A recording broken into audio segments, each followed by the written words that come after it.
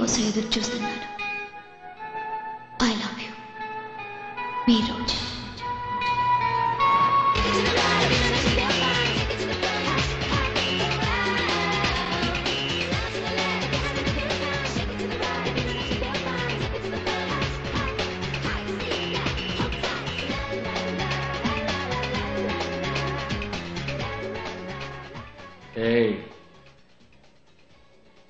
Sir, ఇదేమిటి sir? రోజాని Gupta గారు అబ్బాయికి ఇచ్చి పెళ్లి చేస్తానని నేను వారికి మాట ఇచ్చాను. ఎంత పెద్ద మనిషి గుప్తా. తను 2 రోజులు టైం అడిగింది.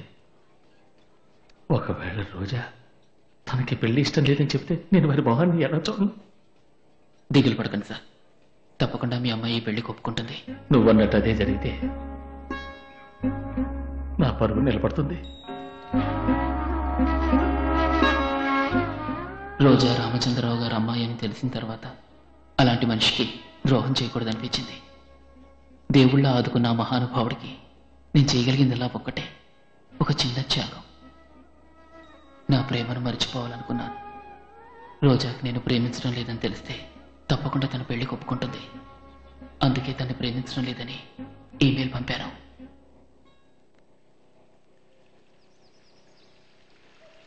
హాయ్ రోజా, మీరిచ్చిన ఈమెయిల్ చదివాను.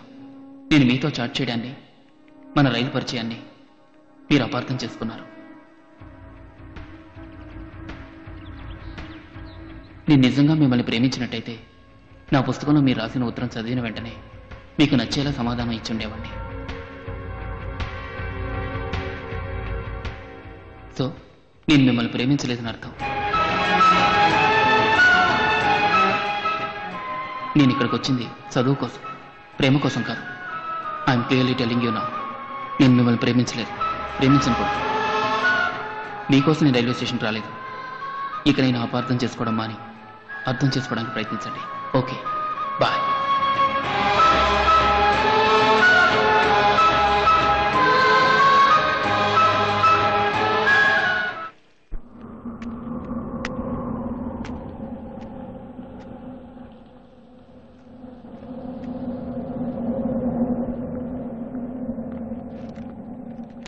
రాజా, ఇందా. సార్, ముందు నోతేరు. నా కూతురు పెళ్లి ఒప్పుకుంది. నాకు మగ పిల్లలు లేరు. నువ్వే కొడుకులా దగ్గరుండి ఈ పెళ్లి జరిపించాలి.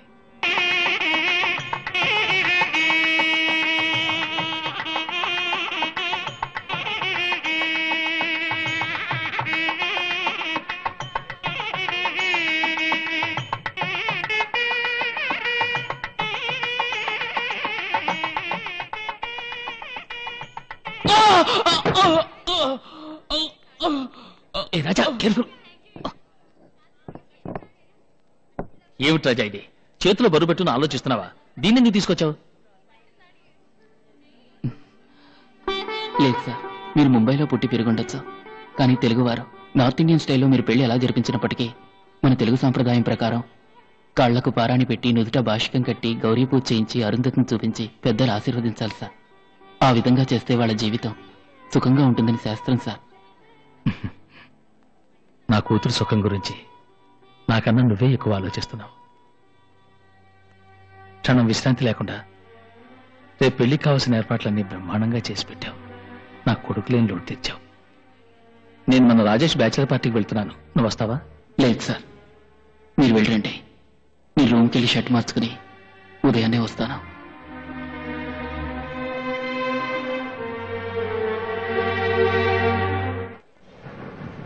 క్రిస్మస్ అంటే గోవా తెక్కున్నాడు. హాయ్ హాయ్, నువ్వు గోవా రావడం మిస్ చేసావురా. అరే ఇన్విటేషన్ రా.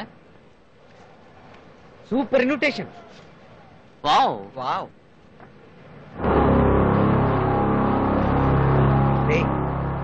మన రోజనా? ఏంట్రా ఇది?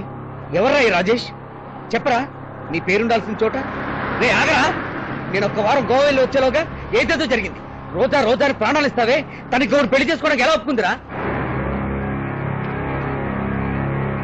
రోజు తిరిగి మాట్లాడవేరా? రే, ఒక్క రోజైనా రూమ్ లో మమ్మల్ని ప్రశాంతంగా పడుకొని ఇచ్చావా? రోజా రోజాని పలవరిస్తూ పక్కన రోజా తొట్టిని పెట్టి, రే రోజా నిన్ను ప్రేమించింది నిజం. కానీ నువ్వేదో తప్పు చేస్తుంటావు. చెప్పు, చెప్పరా, ఏం తప్పు చేసావురా? చెప్పు. ఎస్, నేనే తప్పు చేశాను. పేదవాడిగా పుట్టడమే తప్పు. పేదవాడిగా పుట్టడమే కాకుండా చదువుకోవాల్సిన జడ్జుడు, అది నా తప్పు. పెద్ద పెద్ద జడ్జిల పిల్లలు, మంత్రుల పిల్లలు, కోటీశ్వరులు చదివే చోట నేను చదవాలనుకున్నాను చూడు, అది ఇంకో తప్పు. వాడెవరు? ఎక్స్ మినిస్టర్ కొడుకు. వీడెవరు? గవర్నర్ కొడుకు. నువ్వెవరు? పెద్ద బిజినెస్ మ్యాగ్నెట్ కొడుకువి. నేనెవరు? ఒక పూట తిండికి లాటరీ కొట్టే నిరుపేద కొడుకుని. మీలాంటి శ్రీమంతుల పిల్లలందరూ చదివే చోట నేను ఎలా చేరానో మీకు తెలుసా? Because of the great man Ramachandra. వారు పెట్టిన భిక్ష. అటువంటి వారికి నేను ద్రోహం చేయగలనా? కానీ రోజా వారు కూతురేనని నాకు తెలియదురా మ్యాథ్యూస్. రారా.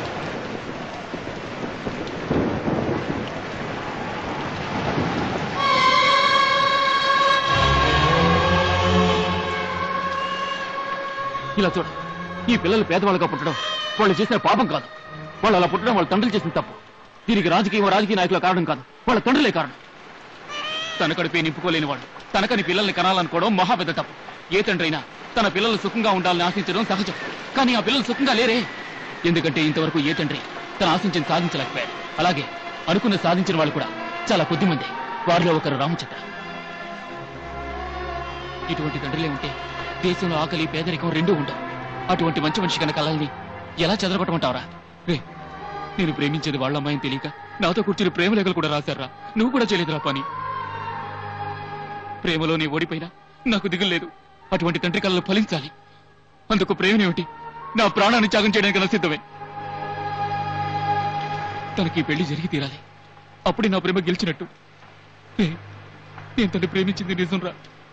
నేను చచ్చేంత వరకు తన నా మనసులోనే ఉంటుంది. వస్తాను.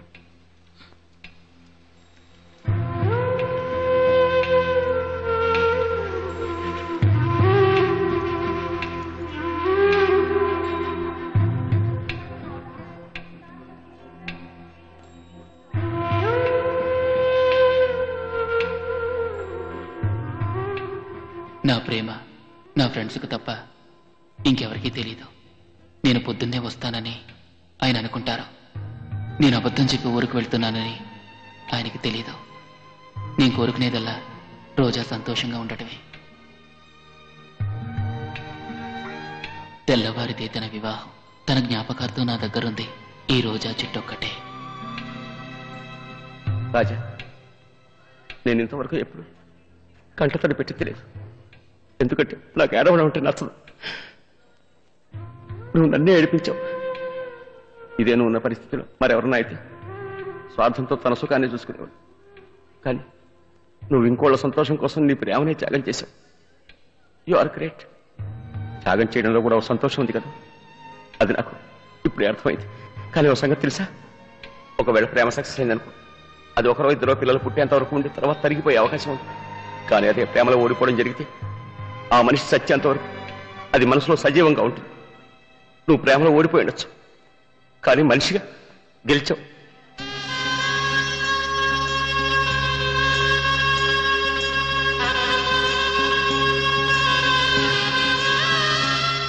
నా వరకు నేను చెప్పిందే చేస్తాను. I don't know whether I will fall in love.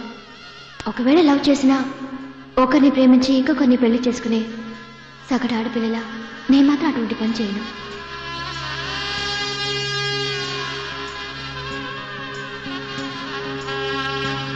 నువ్వు అనుకునే విధంగా సగటు ఆడపిల్లని నేను కాదే. అందరూ కాసేపు అలా బయటకు వెళ్తారా ప్లీజ్?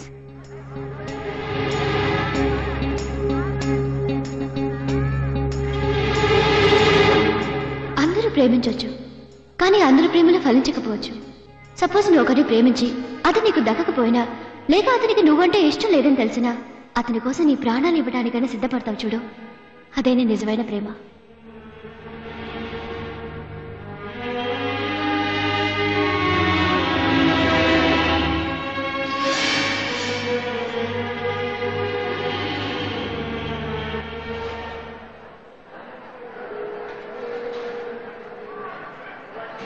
రాజా, నా ట్రైన్ బయలుదేరిపోతుంది. సారీ, నేను అర్జెంటుగా ఊరెళ్ళాలి.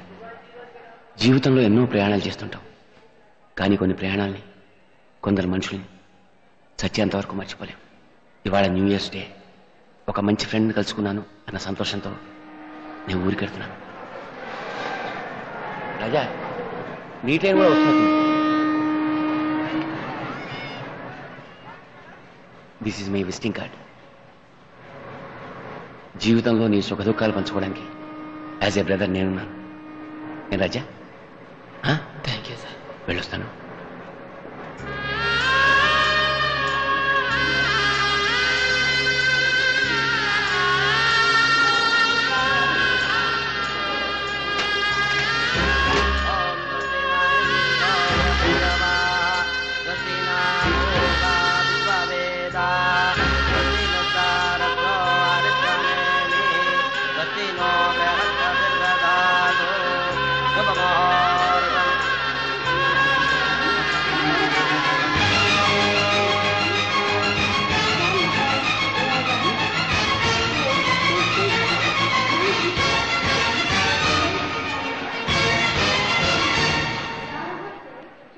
రాజా ప్లీజ్ కిందకి దిగు.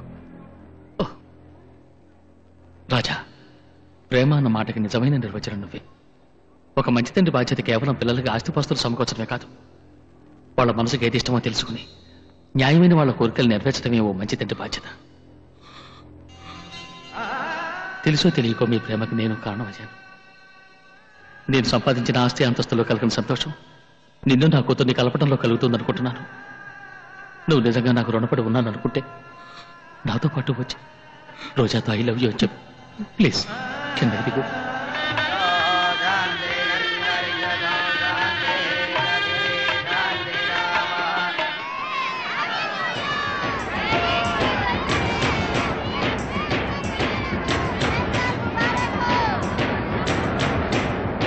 माला डालने का समय कितना जा रहा है? वरमाला इनके याद में दीजिए.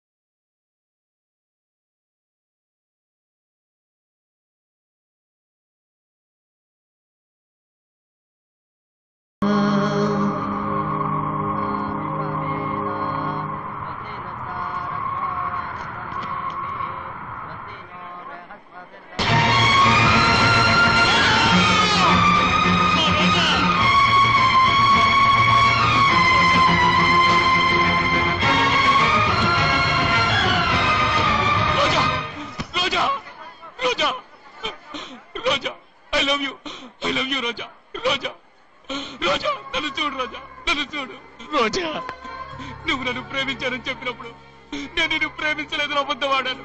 నన్ను క్షమించు రోజా, నన్ను క్షమించు Roja. I love you Roja, I love you Roja. Roja,